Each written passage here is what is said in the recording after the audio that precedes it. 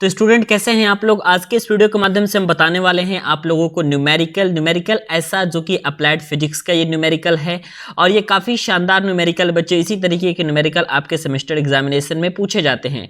आइए हम बच्चे न्यूमेरिकल को पढ़ते हैं कि न्यूमेरिकल क्या कह रहा है। तो आपका क्वेश्चन है कि एक 100 वाट और 250 वोल्ट का एक लैंप है और एक दूसरा लैंप है 100 वाट 200 वोल्ट का, और ये दोनों के दोनों एक श्रेणी में जुड़े हुए हैं और श्रेणी में कितने वोल्ट के साथ जुड़े हुए हैं, तो 250 वोल्ट की विद्युत सप्लाई के साथ ये जुड़े हुए हैं। तो आपको गणना करनी है कि लैंपों द्वारा धारा कितनी होगी और प्रत्येक लैंप का वोल्टेज कितना होगा। अगर हम इस तरीके से इसका डायग्राम बनाए बच्चे, तो ये मान लेते हैं बच्चे कि आपका ये पहला और आपका लैंप है, उसके बाद यहाँ पे अगर हम बात करें तो ये आपका दूसरा लैंप है। ठीक है, आप देख सकते हैं कि ये दोनों लैंप एक दूसरे के साथ श्रेणी क्रम में बच्चे जुड़े हुए हैं। तो अगर ये लैंप अगर आपके दोनों एक दूसरे के साथ श्रेणी क्रम में जुड़े हुए हैं, तो पहले वाले लैंप का पावर की बात करें तो 100 वाट का पावर होता है और 250 वोल्ट यहाँ पे पहले लैंप की रेटिंग है।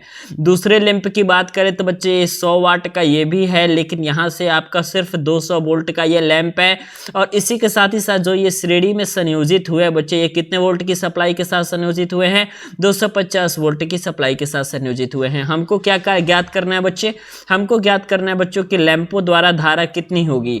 तो अगर हम लैंपों द्वारा धारा ज्ञात करना चाहते हैं तो धारा को ज्ञात करने के लिए सर्वप्रथम हमको पहले लैंप का प्रतिरोध ज्ञात करना पड़ेगा और दूसरे लैंप का प्रतिरोध ज्ञात करना पड़ेगा। तो मानते हैं स्टूडेंट कि पहले वाले लैंप का प्रतिरोध R1 है तथा दूसरे वाले लैंप का प्रतिरोध R2 है ना। तो हमको एक संबंध पता है P = V²/R, ये वाला संबंध हमको पता है। तो यहाँ से अगर आप R निकालिएगा बच्चे तो ये हो जाएगा आपका V²/P, और पहले वाले लैंप की वोल्टेज यहाँ पर दे रखी है 100, तो यहाँ ये यहाँ पे दे रखा है 250। ठीक है, पहले वाले लैंप की अगर हम बात करेंगे बच्चे तो यहाँ पे आपका वोल्टेज कितना दे रखा है, तो पहले वाले लैंप की जो वोल्टेज है वो 250 दे रखी है। तो ये 250 का स्क्वायर अपॉन में पावर कितना दे रखा है बच्चे आपका, तो 100 आपका यहाँ से पावर दे रखा है। अगर आप बच्चे यहाँ से इसको सॉल्व करेंगे तो आप निकाल सकते हैं पहले वाले लैंप का प्रतिरोध, जो कि आप लोग का बच्चे आ जाएगा 625 ओम के बराबर। ठीक है, आप इसको अगर सॉल्व करिएगा तो यहाँ पे ये आ जाएगा बच्चे आप लोगों का 625 ओम के बराबर यहाँ पे पहले वाले लैंप का प्रतिरोध आपका निकल के आ जाएगा। ठीक है, उसके बाद आप हमको ज्ञात क्या करना है बच्चे, उसके बाद हमको ज्ञात करना है आपके दूसरे वाले लैंप का प्रतिरोध। तो हम इसको R1 मान लेते हैं, इसको मान लेते हैं बच्चे R2, और R2 = आप यहां से लिख सकते हैं, फिर से आप लिख सकते हैं V²/P, और V जो होगा आप लोगों का क्या होगा, ये 200 होगा। तो यहाँ पे आप इसको लिख सकते हैं 200 का स्क्वायर। उसके बाद यहाँ पे इसका जो पावर है बच्चे, इसका सेम पावर है, यहाँ से आप देख सकते हैं कि 100 इसका भी पावर है। तो आप अगर यहाँ से कैलकुलेट करेंगे बच्चे तो दूसरा वाला प्रतिरोध आपका आ गया 400 ओम, और ये दोनों एक्चुअली में आपके किस में कनेक्ट हैं, तो सीरीज में कनेक्ट हैं। तो ओवरऑल अगर हम रेजिस्टेंस की बात करें तो R = आपके पास हो जाएगा R1 + R2। इसका मतलब ये हो जाएगा कि आप यहाँ से अगर कैलकुलेट करेंगे तो 625 प्लस में 400 और 625 + 400 को आप ऐड करेंगे तो बच्चे यहाँ पे हो जाएगा 1025 ओम, और ये 1025 ओम यहाँ पे क्या आ जाएगा बच्चे, तो आपने टोटल प्रतिरोध निकाल लिया। ज्ञात का क्या करनी है आपको, तो प्रतिरोध यहाँ पे आप लोगों को क्या ज्ञात करनी है, पहले तो आपको धारा ज्ञात करनी है। तो धारा के लिए I का फॉर्मूला होता है I = V/R, यही तो फॉर्मूला होता है, बिल्कुल सिंपल सा फॉर्मूला है। भी आप लोग का दे रखा है कि 250 वोल्ट के साथ ये संयोजित हुए हैं। इसके अलावा आपने यहाँ पे अभी प्रतिरोध यहाँ पे निकाल लिया। अब आप इसको अपने से जरा सॉल्व करके बताइएगा, ठीक है, कि यहाँ पे क्या होगा। यहाँ पे आप अगर इसको बच्चे सॉल्व करिएगा तो ये आपका हो जाएगा 250 फिर अपॉन में 1025 हो जाएगा।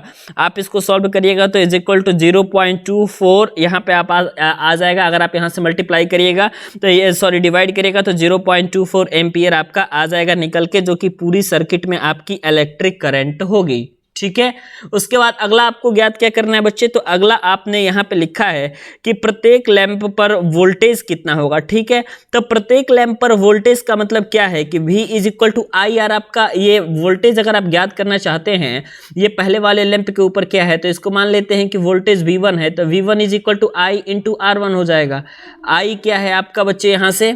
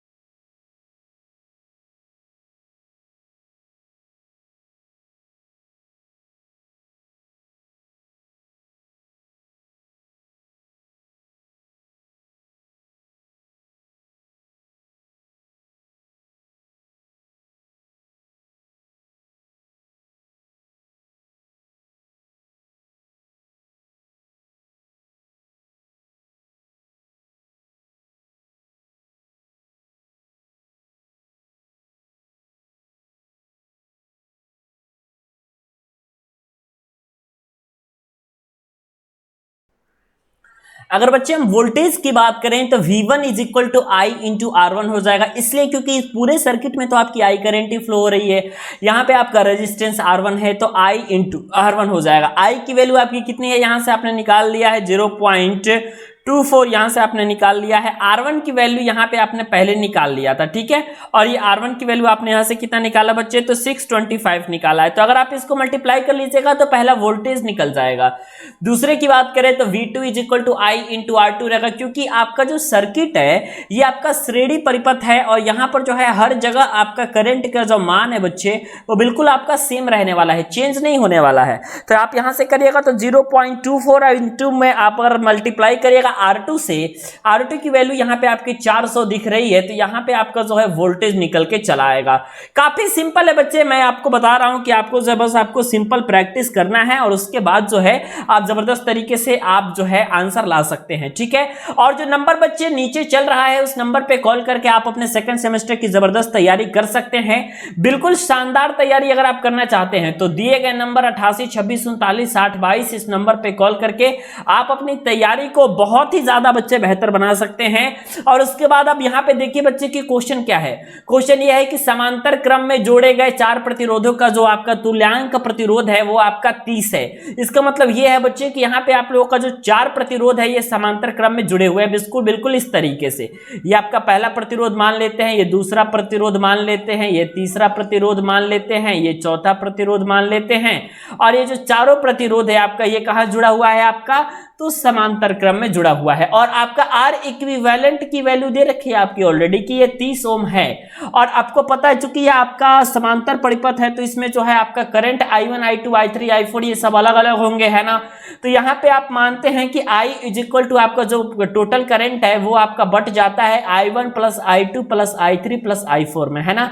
और I इज इक्वल टू यहाँ पे कैसे कैसे बचता है, तो 4/3 और इसके साथ ही साथ आपका ये 2/3 हो गया, ठीक है। टोटल करंट की यहां से अगर आप वैल्यू निकालिएगा तो ये 8 एम्पियर आ जाएगा। आप इसको अगर बट्टे के जोड़ के तरीके से सॉल्व करिएगा तो कितना आ जाएगा आपका, तो ये आ जाएगा बच्चा आपका 8 एम्पियर की करंट जो टोटल आप लोगों के सर्किट में फ्लो हो रही है, ठीक है।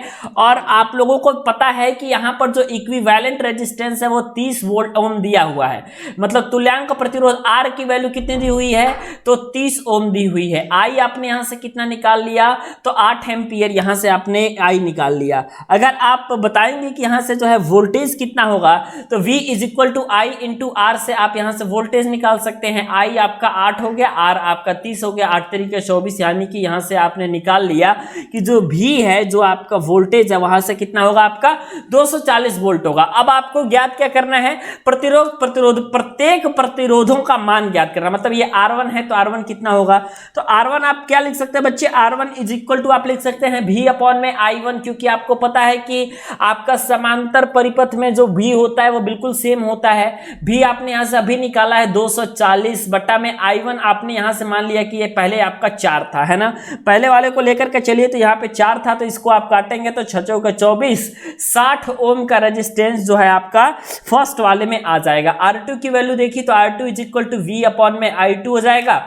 V कितना है आप लोग का, अभी आपने निकाला है तो वो 240 है। I2 के जगह पे आप यहां से मान लीजिए 2 है, तो अगर आप इसको काटिएगा तो 2 में आप 12 बार में इसको काटिएगा तो यहां से 120 ओम आपकी जो वैल्यू है दूसरा निकल के आ जाएगा। R3 की वैल्यू अगर आप यहां से देखिएगा बच्चे तो R3 is equal to 240 upon में I3, और I3 कितना है आपका, तो 4/3 है, तो यहां से आप 4/3 अगर आप इससे इसको अगर काटिएगा बच्चे तो आपका R3 की वैल्यू यहां से निकल के आ जाएगी 180 ओम। इसी तरीके से अगर आप R4 की वैल्यू निकालना चाहते हैं तो R4 की वैल्यू को भी आप आराम से निकाल सकते हैं, ठीक है।